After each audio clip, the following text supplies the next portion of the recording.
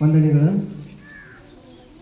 ಸರ್ಕಾರಿ ಶಾಲೆಗಳು ಉಳಿಬೇಕಾಗಿತ್ತಂತಂದರೆ ನಮ್ಮ ಸಹಕಾರದ ಜೊತೆಗೆ, ಶಿಕ್ಷಕರ ಸಹಕಾರದ ಜೊತೆಗೆ ದಾನಿಗಳ ಸಹಕಾರನೂ ಕೂಡ ಮುಖ್ಯ ಆಗ್ತೈತಿ.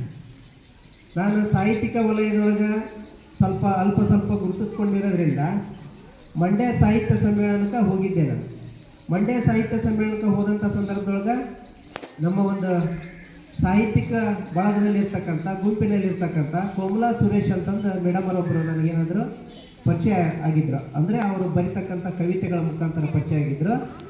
ಪರಿಚಯ ಆದಂಥ ಸಂದರ್ಭದೊಳಗೆ ನಮ್ಮ ಒಂದು ವೃತ್ತಿಯನ್ನು ಕೇಳ್ತಾರೆ, ನೀವೇನು ಮಾಡ್ತೀರಿ ಸರ?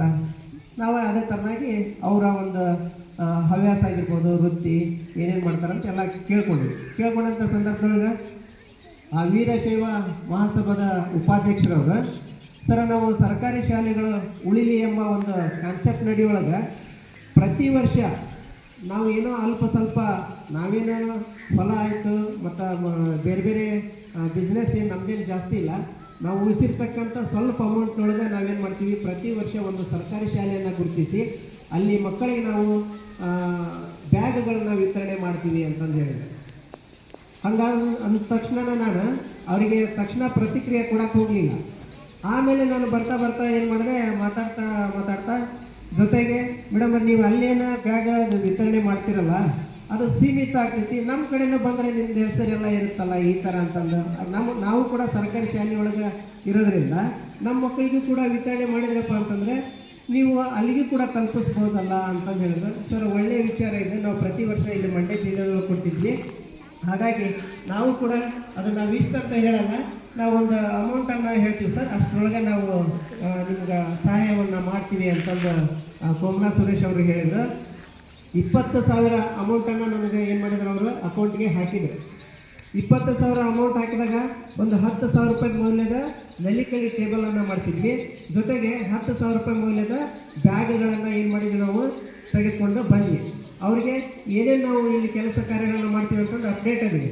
ಜೊತೆಗೆ ನಾನು ಬ್ಯಾಗ್ ನಮ್ಮ ಶಾಲೆ ಒಳಗೆ ಕೊಡ್ಬೋದಾಗಿತ್ತು ಅವನ್ನ, ಆದರೆ ಆ ಕೊಟ್ಟಿರ್ತಕ್ಕಂಥ ದುಡ್ಡಿಂದ ಸಾರ್ಥಕತೆ ಆಗೈತೋ ಇಲ್ಲ. ಯಾಕಂತಂದರೆ ಇವತ್ತಿನ ದಿನಮಾನದೊಳಗೆ ಕೊಡೋರ ಸಂಖ್ಯೆ ಏನೈತಿ ಕಡಿಮೆ ಐತೆ, ಅದನ್ನು ದುರುಪಯೋಗ ಮಾಡ್ಕೊಳ್ತಕ್ಕಂಥವ್ರು ಜಾಸ್ತಿ ಅದ.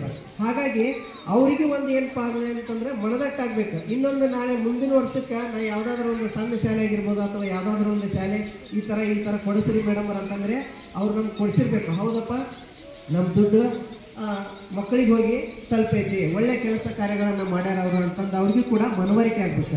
ಆ ಒಂದು ನಿಟ್ಟಿನೊಳಗೆ ನಾನೇನು ಮಾಡಿದೆ, ನನಗೆ ಮನಸ್ಸು ಒಪ್ಪಲಿಲ್ಲ. ಯಾಕಂತಂದರೆ ಈಗಿದು ಮಾತೃಶಾಲೆ, ಅಲ್ಲಿ ನಿಯೋಜನೆ ಮೇಲೆ ಕರ್ತವ್ಯ ನಿರ್ವಹಿಸಕ್ಕಂತೀನಿ. ಆ ಮಕ್ಕಳಿಗೂ ಕೂಡ ಅನ್ಯಾಯ ಆಗಬಾರ್ದು, ಇಲ್ಲಿ ಇರ್ತಕ್ಕಂಥ ಮಕ್ಕಳಿಗೂ ಕೂಡ ಅನ್ಯಾಯ ಆಗಬಾರ್ದು.